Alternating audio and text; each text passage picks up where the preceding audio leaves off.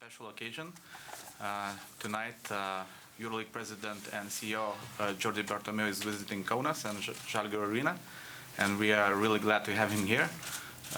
Accompanying him here in this press conference is Paulius Motiejunas, Zalgirio CEO. So first, I would like to give a word to Paulius, and later Mr. Bertomeu will speak, and then will be a time for your questions. So, Paulius. Hello everyone. Angliškai ar lietuviškai, nežinau. Angliškai. Welcome. We are, as always, very happy to welcome Jordi in Kaunas, and just to use this opportunity for you to ask questions, for Jordi to share the views of what's happening with the league. So, without further ado, I think I give the floor to you, and we go from there. Thank you, Paulius. It is exactly about this. So first of all, thank you for joining us today. It's always a pleasure to be here, enjoying this exceptional hospitality of our club.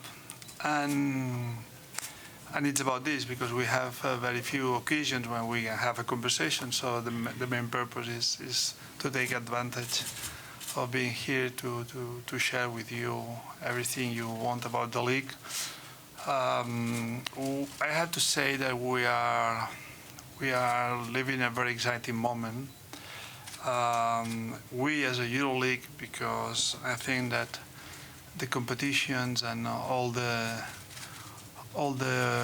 ways in which we can measure the success and the growth of the league are positive. But also in terms of the sports industry, because we are living a very interesting moment. We have in front of us many challenges that we have to face, and we are thinking on that. We are working on that. Our conversation in these moments are about these challenges. Challenges are more about to understand how the new generations and millennials are consuming sports in general, and of course we care about basketball, how the technology is creating new platforms, new disruptive ways in which we can consume the sport. We are living a moment where brands are willing to have more access to our customers, to our clients, to our fans. With the media landscape is being fragmented. With all this happen, it's very challenging, but it's also an opportunity because we can reach more people, and we have to understand how to do it. And this is exactly the topics in our conversations in the last year, and will be the topics in the next month, the next years, because this is crucial. Because in the world that is changing, the industry is changing, we have to understand those changes, and we have to be innovative, we have to be disruptive if we want to keep being relevant. And as I said, our meetings, we are talking about this. We launched a couple of years ago the concept of our business operation club services, a unity in-house service that with the aim to help the clubs to develop the business and to work together, aligning strategies of the clubs and the league.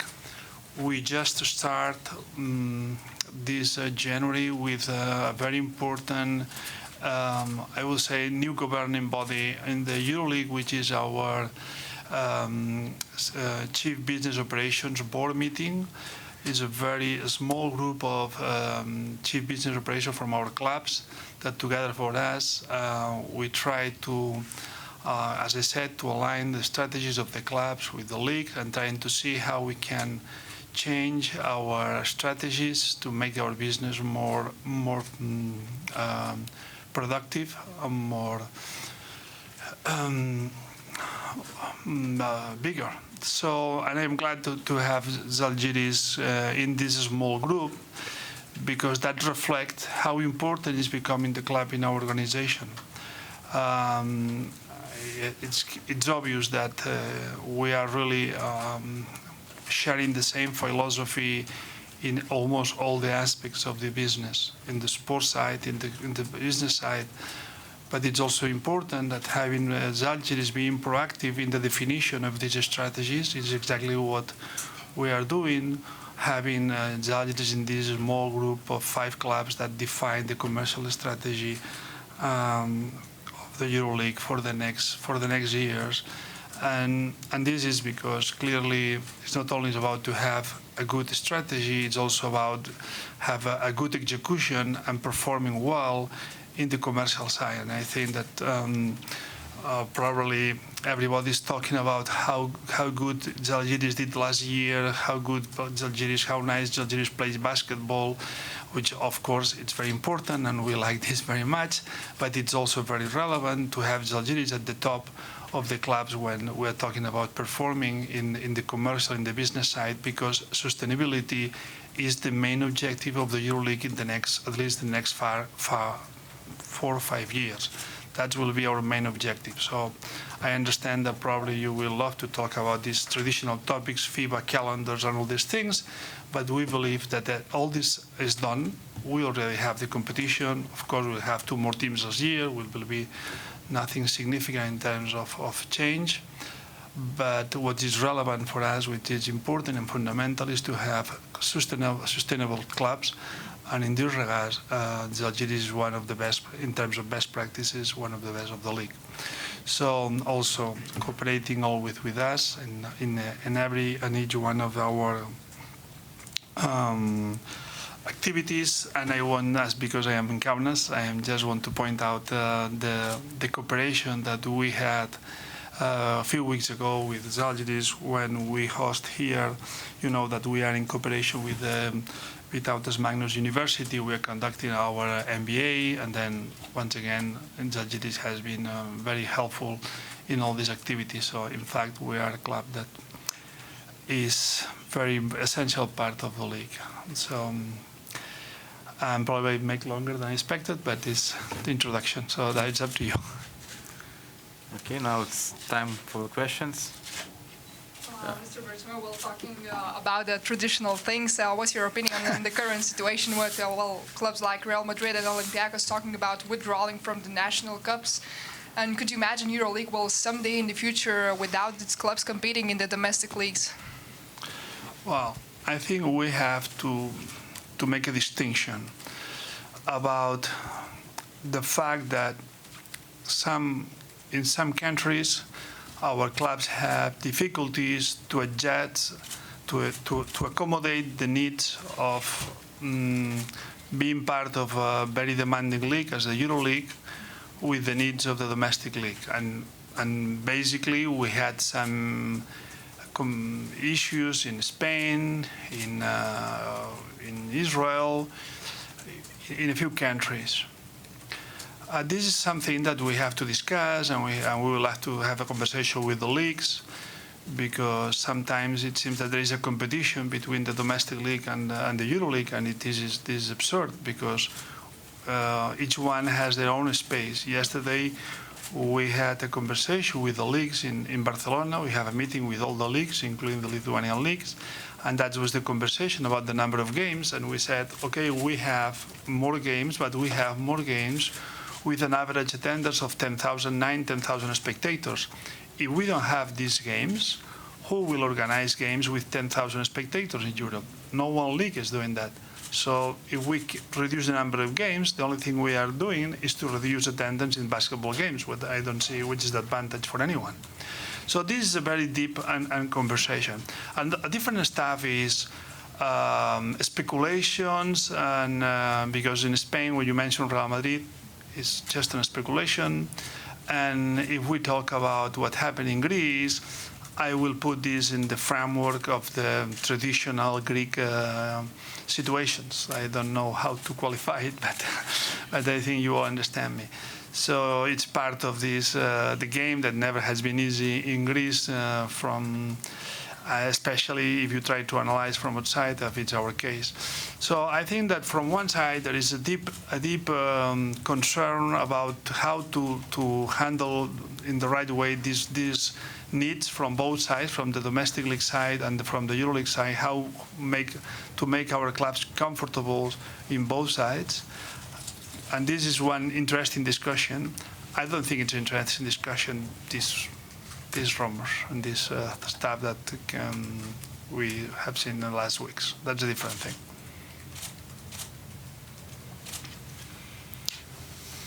Mr. Bertomeu, you talked about the financial side of the clubs, and even though some clubs are doing well financially, there are some clubs who keeps participating in Final Fours. Like in last 4 years, there are 3 clubs which played all the times, like Real Madrid, CSKA Moscow, and Fenerbahce.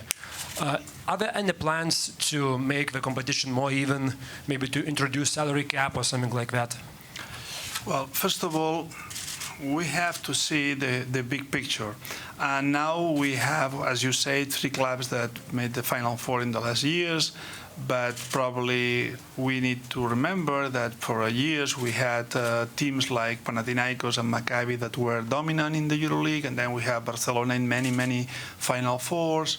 So those are cycles. We have to see this as a natural evolution of all the sports. So, and we have the same in many sports. So probably, if you look at the NBA, you can say the Golden State are always in the final. There are cycles. Probably in the next 5 years, they will not be in the Final Four. Those are the teams that are there. So we never know. But we had the time where Panathinaikos or Maccabi were more dominant than Olympiacos. Barcelona, I don't know how many Final Fours made, I don't remember, but so I don't give a lot of importance. I don't think we have to take this too seriously, because our conjunctural, which is not conjunctural, is to see how we make the league more balanced. And you mentioned salary cap as a tool that has been useful in countries where the league is running and operating the league in only one country or with only one law. So easy to implement this kind of tools. It's not our case, obviously. We will, but we have a very fragmented taxation system in Europe. If you compare the 11 countries that are part of the Euroleague, so you cannot have any common point. So it's very difficult to implement policies that can help us to have a more balanced competition from this point of view, because taxation is always the main issue when we talk about salary caps, because the price of the players cannot be different under the salary cap concept in one country, in one team from another. In Europe, that's impossible because we have 11 countries with 11 laws, with the European Union that cannot, never has been able to harmonize or homogenize the taxation system from this point of view. So, but we do believe that there are other tools that can help, and I think that the financial fair play regulations that are progressively being implemented in the league will help in order to adjust the mechanism of the financial mechanism of the clubs. We believe that in the next years will be much more strict in terms of control of the losses of the clubs, in order to avoid to have more contribution for the owners than the one it's allowed in this moment. So there are other mechanisms that we can make a little bit more or reduce the gap between the budgets. At the end of the day, we cannot change the market conditions. We cannot change the fact that Germany or Spain, from the basketball perspective, are good markets, and probably others are not so good. We cannot control that.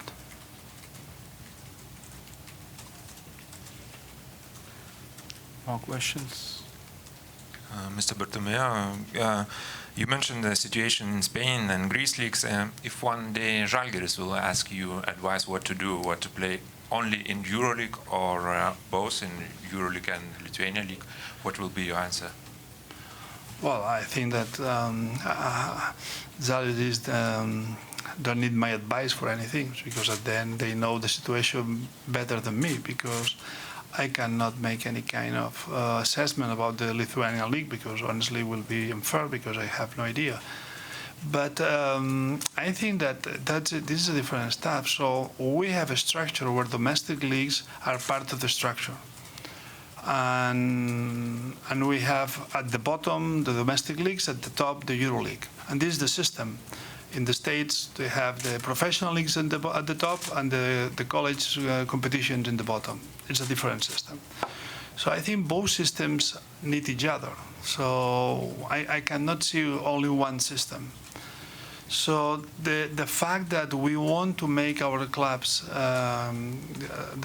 to make the compatibility in both competitions is clear when we said we will be 18 clubs in the EuroLeague in the future. Because if at a certain point we go further than 18, and then the compatibility is over.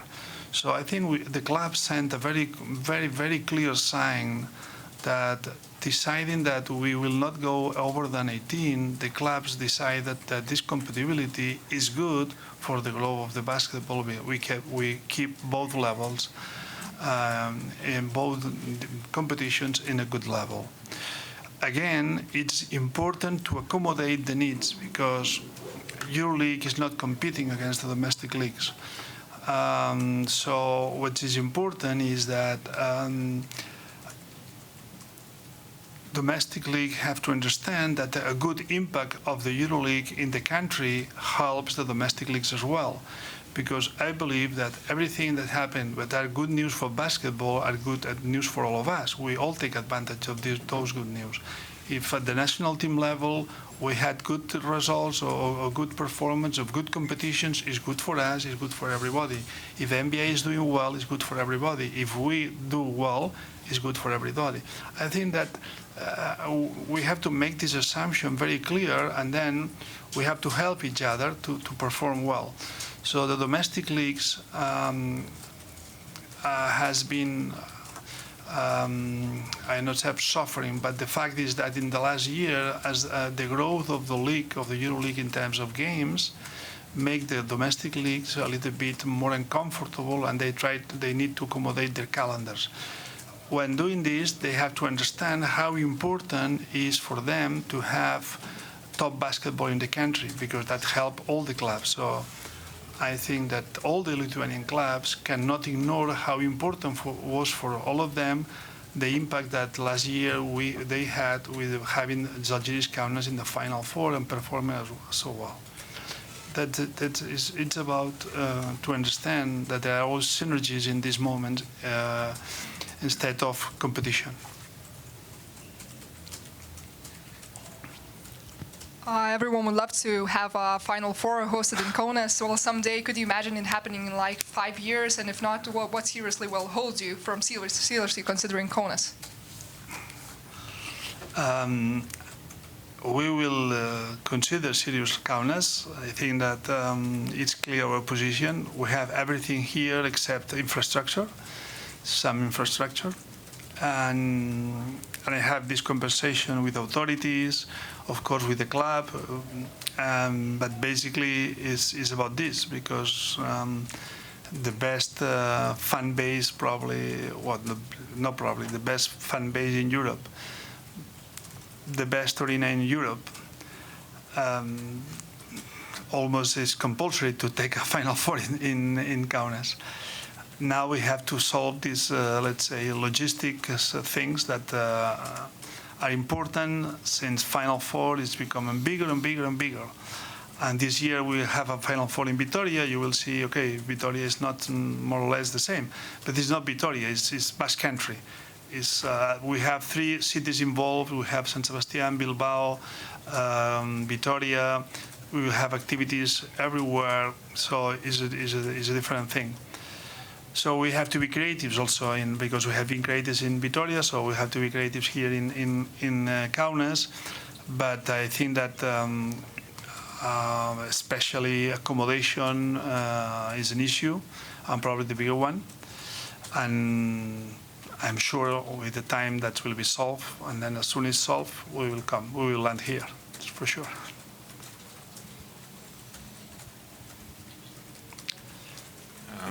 In FIBA house in Geneva is new boss, Andrei Zaklis, and how can progress talks with the FIBA and can EuroLeague to find some compromise to move some game dates to open players in the FIBA World Cup windows?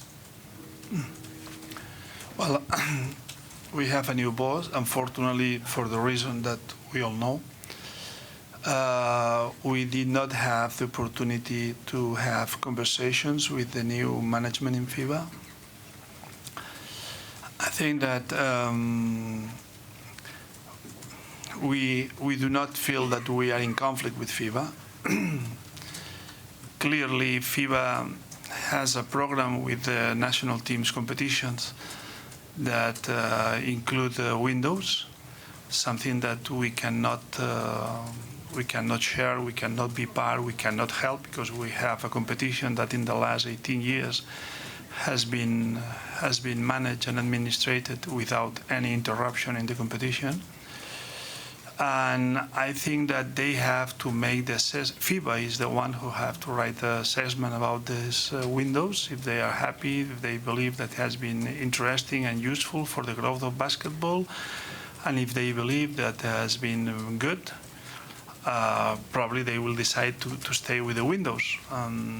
So that we cannot do anything. We have to respect their position. But if they believe that probably different alternatives of the one we have been presented in the past, in the recent past, in the beginning of the year, last year, beginning of 2018, and then that will be also their decision. So we have we have nothing to say. It's clear that from the very beginning, we said we cannot be part of this, as NBA said we cannot be part of this. And they decided to go ahead with the program, and if they are satisfied with the results, I think that if they are consistent, they will keep with the same program. If they are not satisfied, they will change. But we have to respect both situations. But it's not about negotiations, because there is a calendar where we have to respect, and we believe that the players' competitions, our opinion. So the national team competition should be played with the best players. That's a matter of principle. So it's not about to move one date here or to reduce this. We have to make a calendar that allows the best players to be on the court, because national teams are very important, and this is a fraud for the fans. The current system probably have another advantage but clearly have this issue. The best players are not in the court. But these are options. Each organization have their own priorities. They said that has been a very good experience. I believe that it's very good that the national teams play official games at the home soil. I think this is really great. But it's not necessarily have to happen in November and February. That can happen in June, July. So the idea is not linked with the windows. We will see what will be their decision after the World Cup, and we will respect their decision anyway.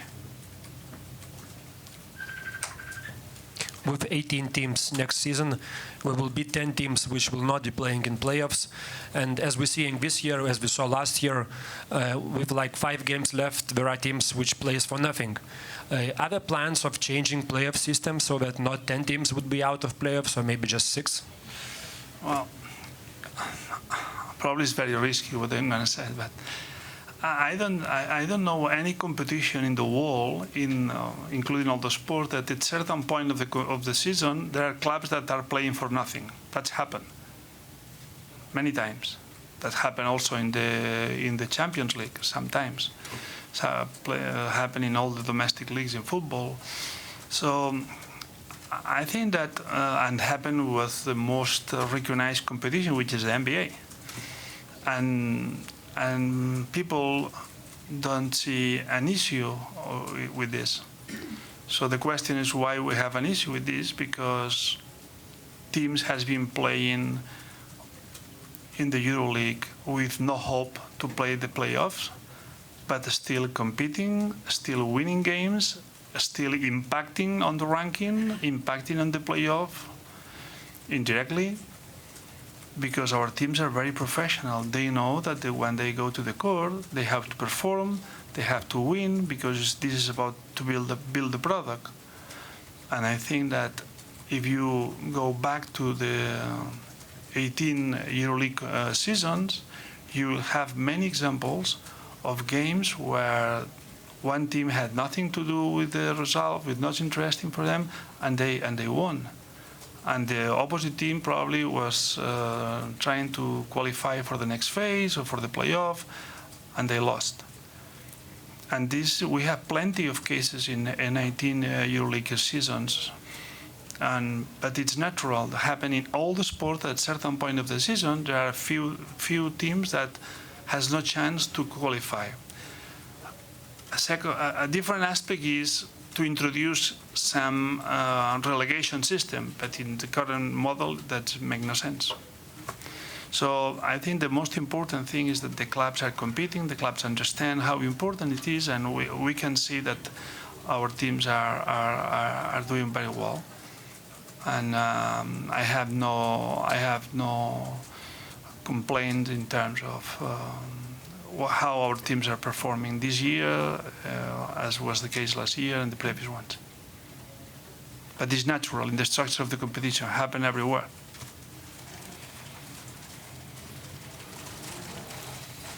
So in EuroLeague, always looking to the future. And what is your vision? 18 teams next season. What will be? How many teams will play in EuroLeague after maybe 2 years, or maybe 4 years, maybe 10 years? Well, then, who knows? Probably you will have another guy with the press conference, so probably ask to him when that's happened. But in 2 years, that I hope I still will be here with you. I think that we are now in the process of consolidating the model. I personally don't see an expansion of the number of teams in the next 4 or 5 years, because we have to consolidate what we have.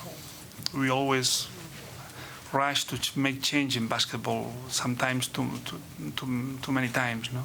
So we have this system. I believe the system is being consolidated. We will add 2 more teams next year, because it's very important to add important markets like Germany and France, good brands like Bayern Munich. That will definitely help the growth of the league. But the future, I believe that we have to think more when we talk about the expansion of the league. When we talk that we want to have a team in London, we want to have a team. When we are saying these things, because it's true, we are looking in this direction when talking about the future.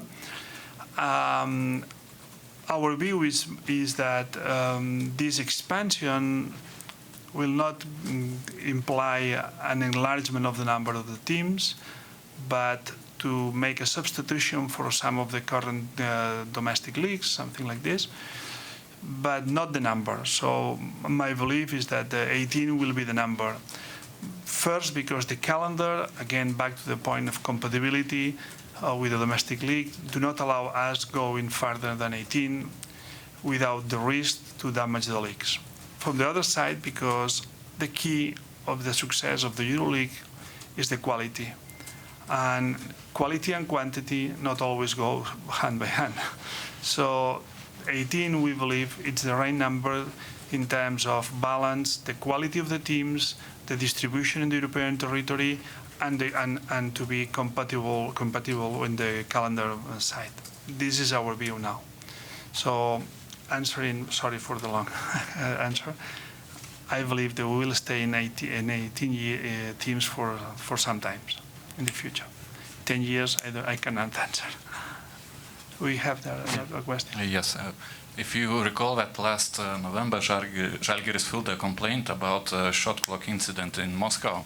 What's your opinion about such incidents, which is not the only incident in EuroLeague of that kind? It's not the only. No. Well, I think the EuroLeague opinion was clear. We really we cannot be happy when we have this kind of mistakes. I think that we explain what happened and we apologize for what happened, as has been the case later on also with Zalgiris being involved in another game. So we made mistakes. That's true. So we cannot. Probably this mistake was something very unusual for so many years. What give us the idea that even the things that we believe are working properly, we have to keep being more paying more attention to this.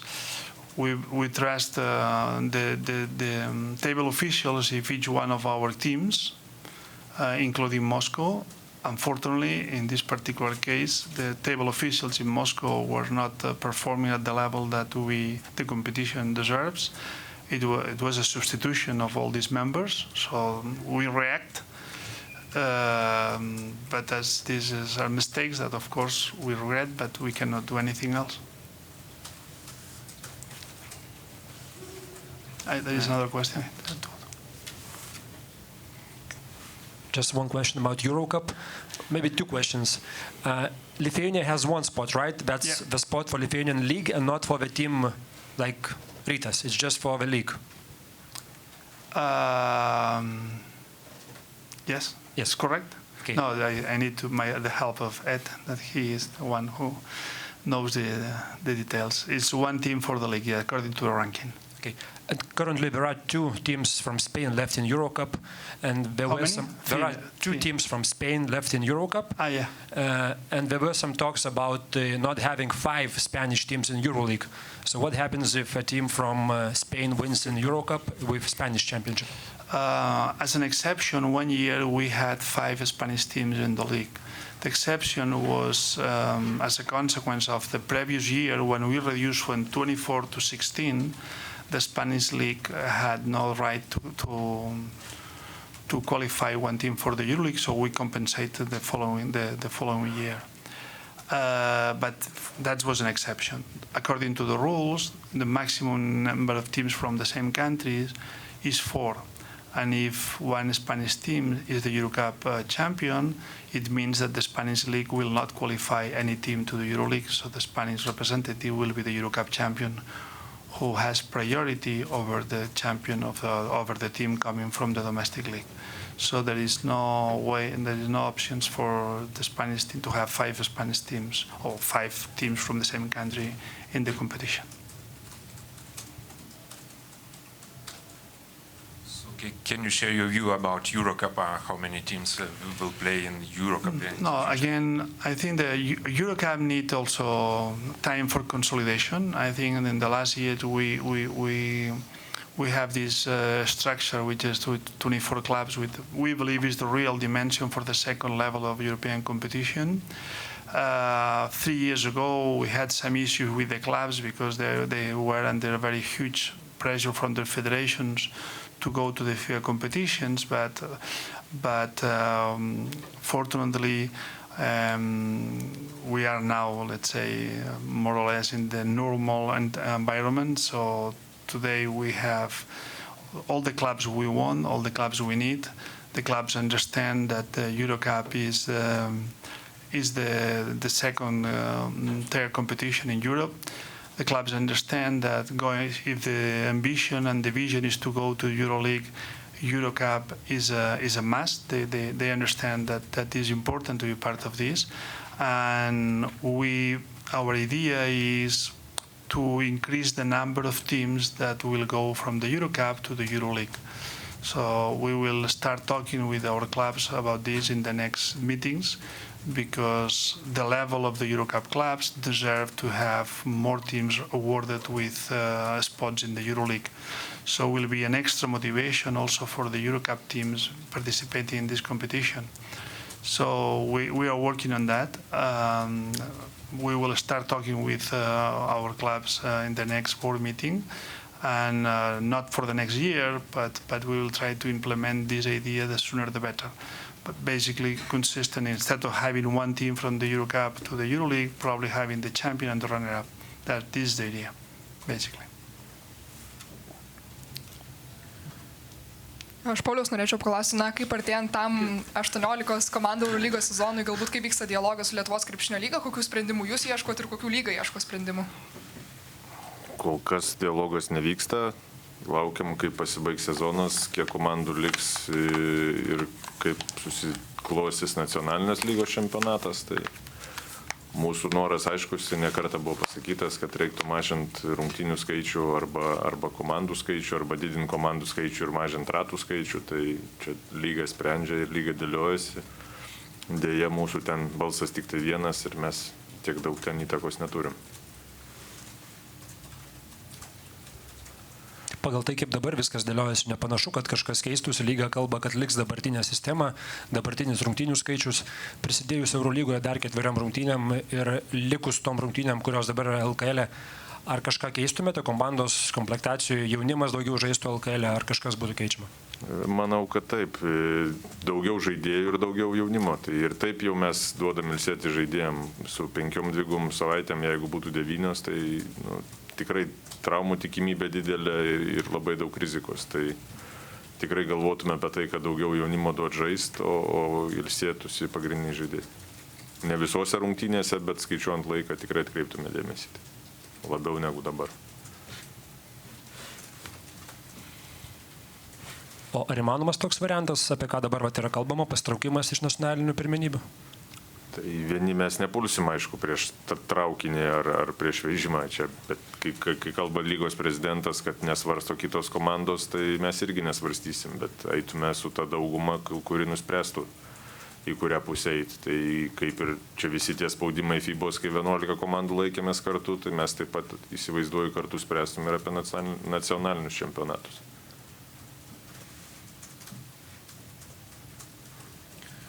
Okay, so thank you everybody for participating, for the questions, and now let's go and enjoy the game.